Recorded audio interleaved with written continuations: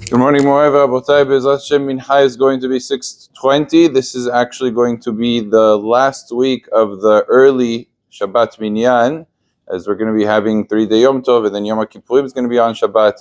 So this is the last of the early Minyanim. 6:20 is going to be the second Minyan. In the halachot that we were discussing, there seems to be a contradiction. Something we said about 3 days ago versus something we said 1 day ago. Both of those halachot, we were talking about taking shells, taking bones, and putting it onto plates.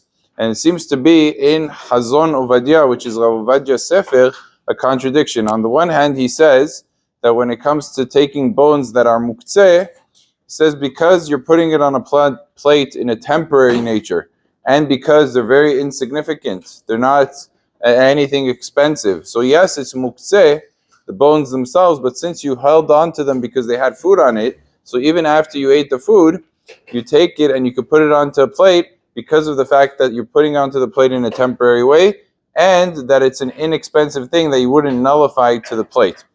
But then later on, he says the exact opposite. He says if you take shells and you take certain things that are muktzeh on Yom Tov, and you put it in a plate, before you put it into the plate, make sure that there's food there that therefore would not nullify the instrument. Seems to be a direct contradiction between the two halachot. On the one hand, he said it was permitted, and another he says you have to put food there in order for it to be permitted. Well, you didn't mention that in the first halacha.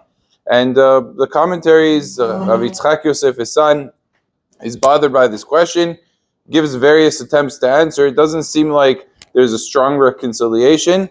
It seems to be that Chacham Ovadia wrote the stringency. He wrote one of the halachot at an earlier point in time where he held a certain way. But then later on, his position changed. And what seems to be the conclusion of the halacha is Chacham Ovadia actually seems to be lenient and holds you don't need to take different food and put it onto the plate. If the matter is insignificant, if the muktzeh is insignificant, and you're putting it on a temporary nature, like the two cases I mentioned, like the bones and the shells of the egg, you put it in a temporary nature onto a plate, it's not considered to be bitur kri mechano under those circumstances. Baruch Adonai le'olam. Amen ve'amen.